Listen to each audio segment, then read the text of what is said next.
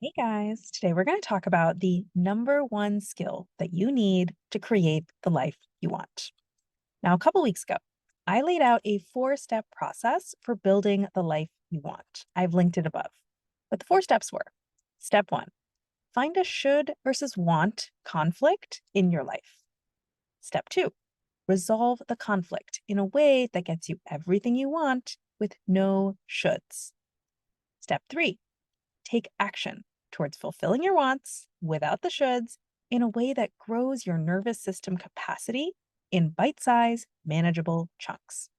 And step four, experiment, experiment, experiment until you figure out how to get the external results you want while doing the things you want. Now, what do you think is the number one skill needed to execute this process successfully?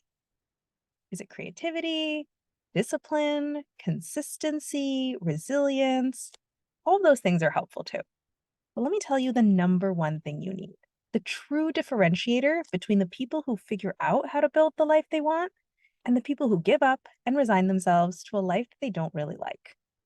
That one differentiator is your willingness and ability to feel negative emotions, because every step of this process will trigger automatic negative emotions. It can be scary to even acknowledge a should versus want conflict in your life, rather than stuffing it down and pretending that everything's okay. It takes courage to be honest with yourself about what you want and to challenge the shoulds that feel like the laws of the universe. Doing things outside your comfort zone is uncomfortable. And as you take risks and grow your nervous system capacity, your brain will be convinced that you're in danger the entire time that you do it. And often, it's not that fun to have your experiments fail. You might just want to ignore what happened and retreat back into familiar territory rather than dig into the failure and figure out what you want to do differently next time. Now, you can change those emotions. That's half the work of coaching: to adjust your thinking about a situation in order to change how you feel and then change how you act going forward.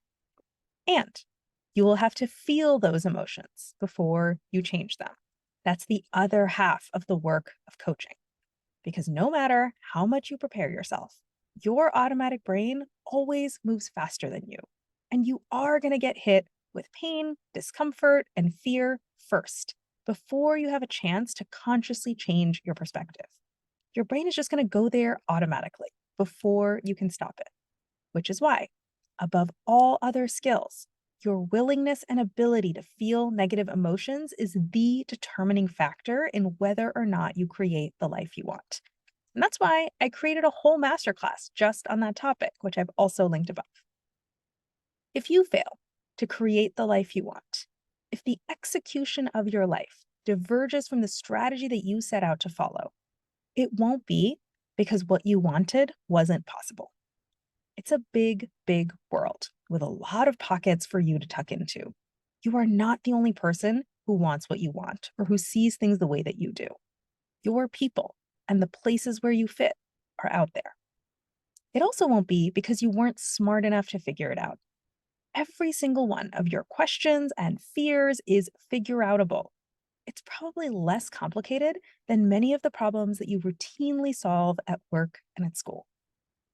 If you fail to create the life you want, it will be because you ran into a negative emotion and interpreted that signal to mean something is going wrong, I should stop, rather than something is going right, I should keep going. It's like doing a workout and saying, I'm starting to sweat, something is going wrong, I should stop, versus doing a workout and saying, I'm starting to sweat, something is going right, I should keep going. And you guys know that I am not advocating that you push yourself past your limits or burn yourself out, no more than I would advocate that you run a marathon with no preparation.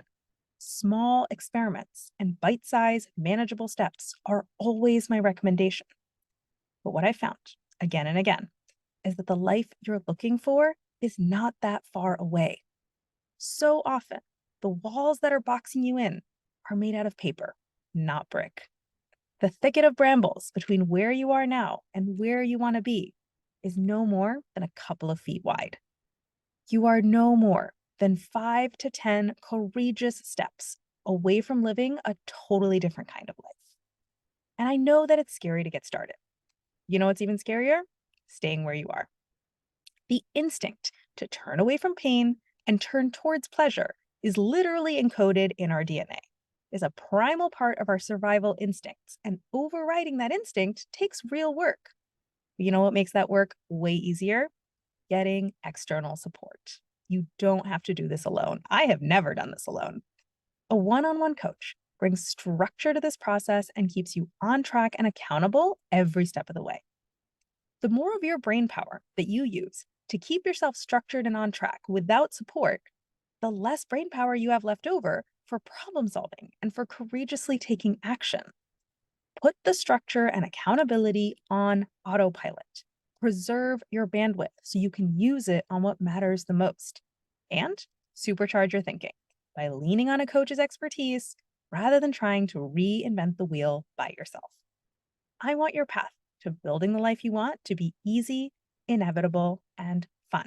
So let's get started today. Go to the link above and book a free coaching consult.